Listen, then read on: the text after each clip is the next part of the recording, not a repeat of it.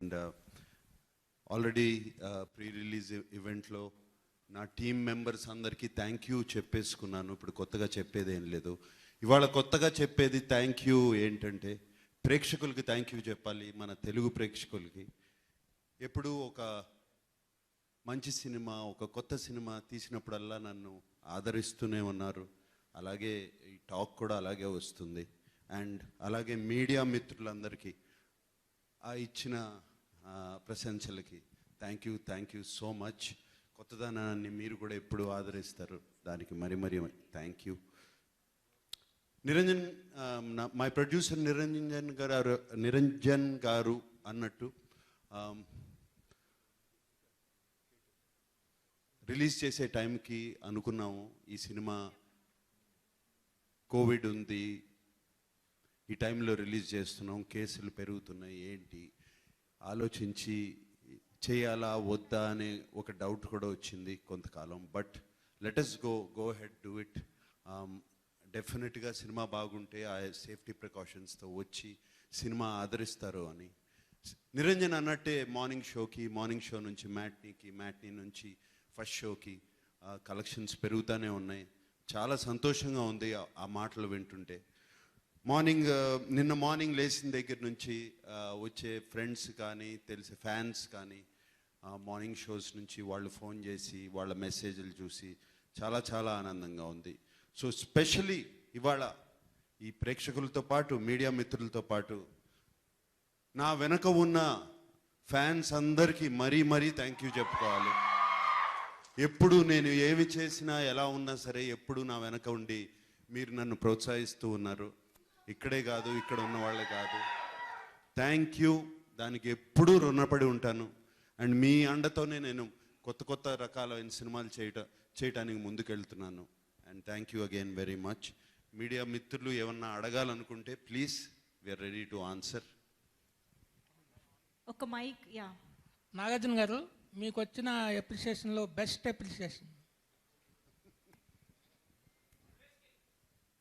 Best appreciation అండి, సినిమా ఎక్కువ మంది అడిగేది ఆ యాక్షన్ ఎలా చేశారు, ఆ ఫిట్నెస్ ఎలా చేశారు అని అడిగారు.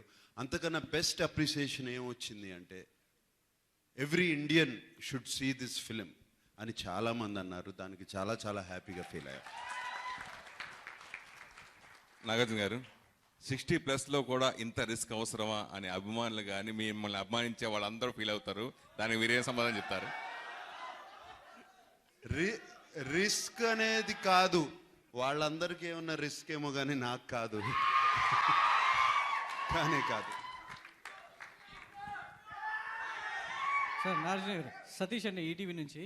సార్, ఇలాంటి సినిమా రావడం ఒక ఇండియన్గా ప్రతి ప్రేక్షకుడు గౌరవించాల్సిన విషయం. ఎందుకంటే మన నేటివిటీలో ఇక్కడ జరిగిన ఒక సంఘటన, దాని తాలూకు రిజల్ట్ ఎలా ఉంటుంది అనేది ఒక సినిమా రూపంలో చూపించారు.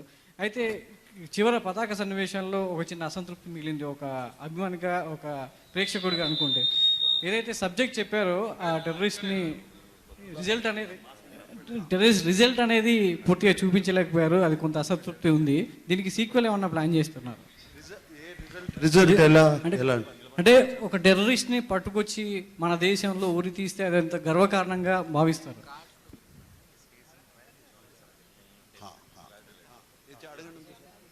సార్, అంటే దీనికి ఏమైనా సీక్వెల్ ప్లాన్ చేశారా?